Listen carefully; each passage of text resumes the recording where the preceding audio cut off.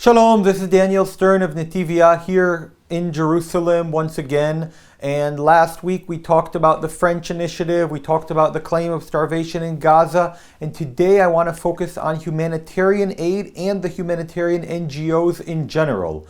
But before we go into this, let's do a few updates on the situation with the French recognition initiative as well as the claims of starvation in Gaza and possibly a few other minor points. So, I have to start with what I finished with last video, which is a massively important report released by the UN itself, which was largely ignored by world media, as always, proving their general bias against Israel and lack of care for the truth, which is the following. 4 statistics were listed. How many trucks and pallets of humanitarian aid were 1. Offloaded by planes and ships into Israel, 2. Collected by the UN in the Gaza Strip, 3. Arrived at their destination, and 4 were intercepted. And all of this in the time between May 19th, 2025 and July 31st, 2025. And here are the statistics on these trucks. So, 2,134 trucks were offloaded, arrived in Israel. 2,010 trucks were collected by the UN. 260 trucks only arrived at their destinations in the Gaza Strip. And 1,753 trucks were intercepted and looted by the Hamas. Now, let that sink in for a moment. The UN does not want Israel and the GHF to help. They insist that they are the sole ones to deliver all the trucks, and yet over 87% of the trucks that they distribute were looted. That is an insane statistic. Less than 13% arrived at their destination. And somehow they claim to be the best and only ones who can do the job, which once again proves that they work hand in hand with Hamas in order to fill their coffers and allow them to continue to have control over the distribution of food which doesn't get distributed, and that is terrible. Now, on a related note, it's also worth noting that recently Israel has allowed about 5 or 6 different countries to airdrop aid into the Gaza Strip. And even that, when it was proposed, the UN said, no, that's a terrible idea. That can cause danger to the Gazans. Oh no, don't do it. It's terrible. Even when there are ideas and ones that have worked in the past to provide aid in ways that are different than giving the UN the aid in order to give it to Hamas, then they are opposed. But moving on to other stories. On August 1st, Hamas released proof of life from 2 hostages, Ram Barslavsky and Evyatar David. Evyatar was shown extremely emaciated and skeletal and was digging what appeared to be his own grave. Of course, Israeli allies responded very strongly, condemning this terrible treatment. For example, Geert Wilders, head of the largest political party in the Netherlands, posted on X that weak and traitorous Western leaders and opinion makers are calling for sanctions against Israel, while Hamas needs to be eradicated. On August 2nd, Steve Witkoff, after visiting the Gaza Strip and the GHF compound with U.S. Ambassador Mike Huckabee, went to the hostage square in Tel Aviv and spoke with the families of the hostages. He said that he came to the region to examine the situation, that there is a joint effort of Israel and the U.S. to get medicine and food into the Strip. Now, he said, indeed there are difficulties and a lack, but there is not starvation. And after we disprove the Hamas lies and claims, we can continue the negotiations to end the war and return all the hostages. Since, of course, the Hamas, when they feel that they have a backwind from Europe and the other progressive left, then they refuse to negotiate, because they think that they will get concessions from Israel without negotiations and without giving anything up. Moving on to the French initiative. Britain's Prime Minister Starmer said that the UK will recognize a Palestinian country in September unless Israel does the following: agree to a ceasefire and revive the two-state solution. In response, prominent British lawmakers, lawyers, and judges warned Starmer that such a recognition could go against international law, particularly the Treaty for Recognizing New Countries and States, which requires multiple prerequisites, including defined territory, which currently the Palestinian-controlled territory does not meet that criteria for statehood. Another prerequisite is an effective government, which the Palestinian future state does not have.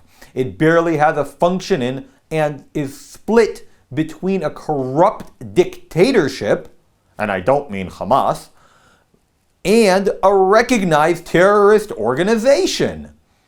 Obviously, that is not a functional government. The Guardian posted on July 30th that Canada will follow France and the United Kingdom in recognizing the Palestinian state, and that Australia and New Zealand are considering as well. This is along with 14 other co-signatory countries to the French initiative. Now, there's a lot to say, because we're going to go in and start focusing on what I'd like to talk about this time. There's a lot to say about the humanitarian aid going into Gaza. On July 14th, it was reported on C14 News that the IDF soldiers caught a driver in one of the humanitarian aid trucks transporting food within the Gaza Strip, working for one of the many peaceful, caring, and loving international humanitarian organizations who had actively participated on the October 7th massacre, invading one of the kibbutzim in Gaza envelope. In other words, he is a terrorist. And this is just one example.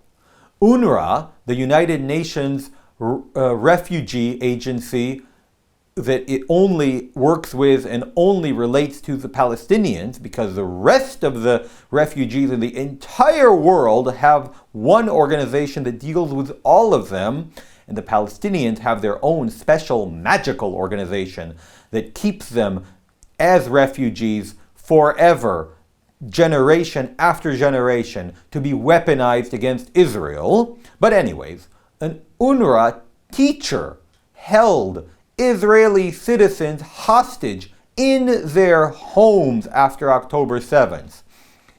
Terrorists are often caught wearing press vests and using ambulance. It's common and well documented. Missiles are fired from within hospitals, within schools, within mosques, and within UN compounds. This too is well known and documented. But it is much, much worse. The entire population, and I am making a slight generalization, but over 90% of the population is pro-Hamas or part of Hamas. That means that all the journalists, all the hospital workers, all the health ministry are focused and invested in destroying Israel.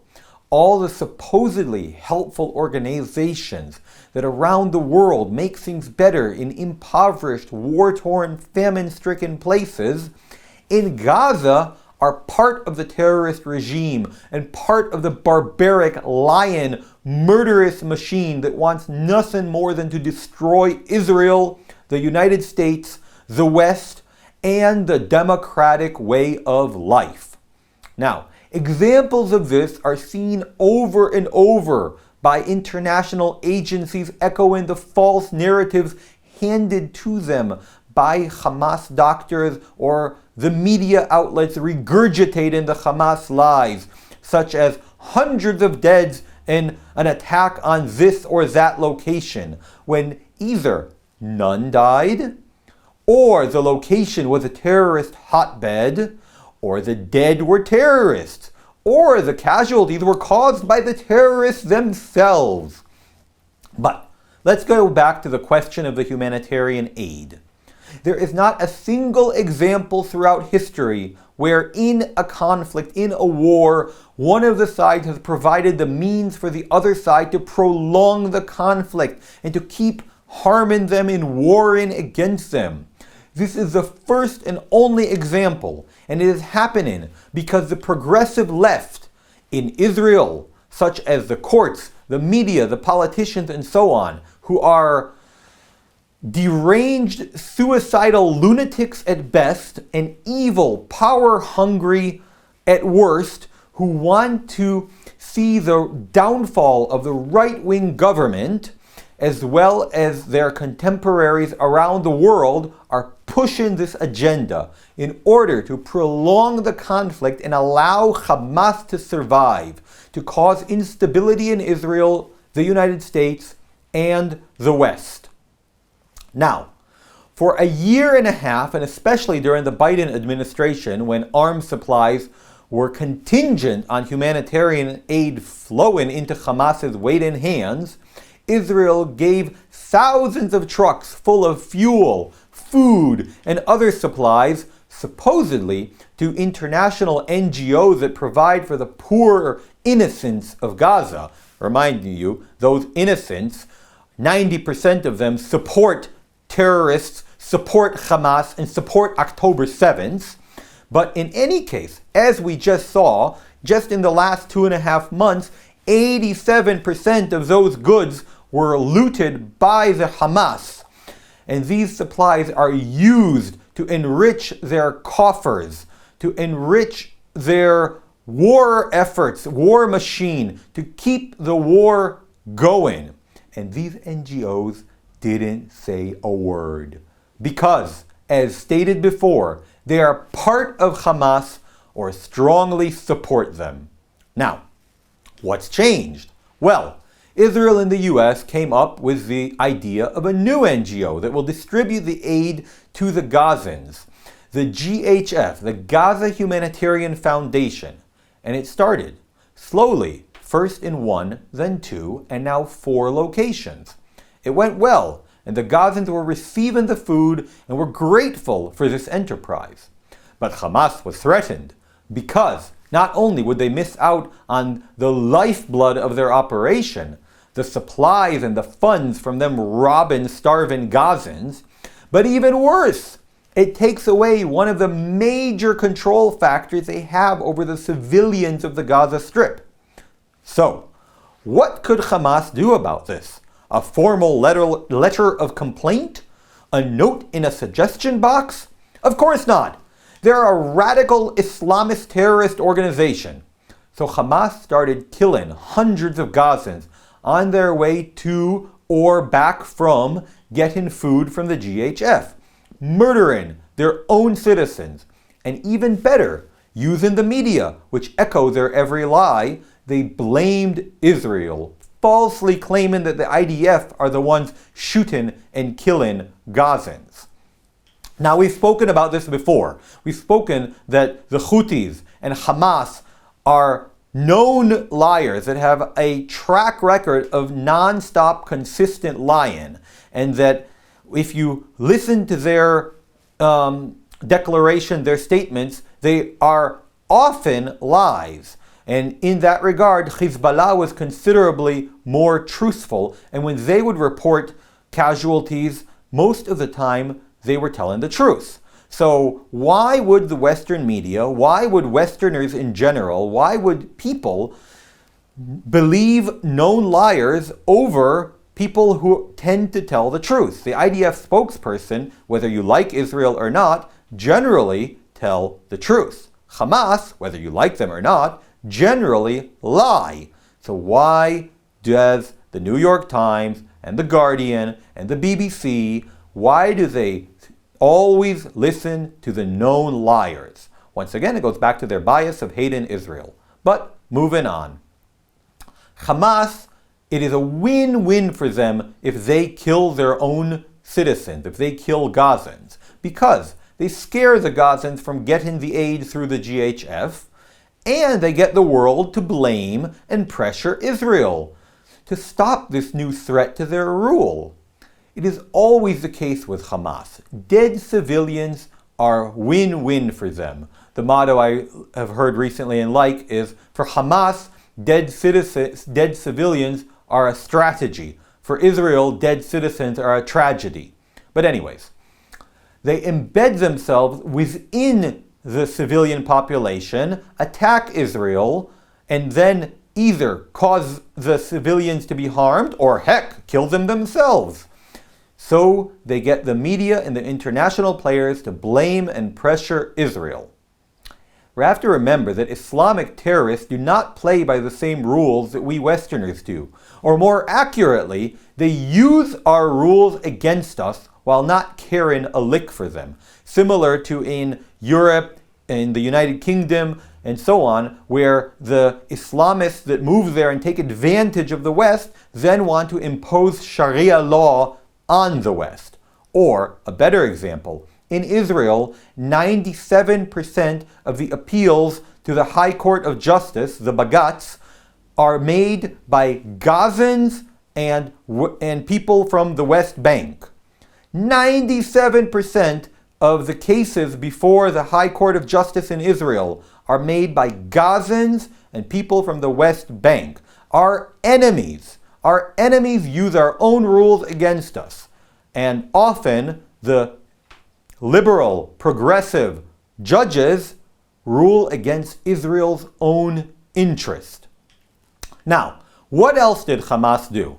They kidnapped and injured workers at the GHF. And as usual, not a word from the international players, the UN, the EU, the media, about Hamas intentionally targeting aid workers and their own citizens.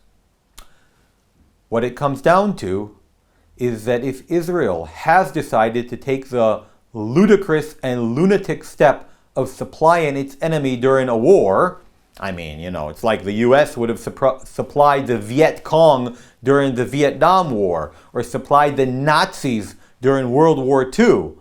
But anyways, then it has to wrest free control of the distribution of the aid from the terrorist Hamas. And let's not forget, this war started on October 7th with the massacre of over 1,200 Israeli innocents and the kidnapping of over 250 women, children, and elderly from their homes. And over 50 of them are still held captive. And for this war to end, for all the suffering of the Gazans to end, Hamas need only return the hostages, agree to disarm, and have its leadership go into exile, which is actually quite pleasurable for the Hamas, since the leaders which are in exile right now are in 5 to 7-star hotels in Turkey and the Gulf states with their stolen billions in their bank accounts.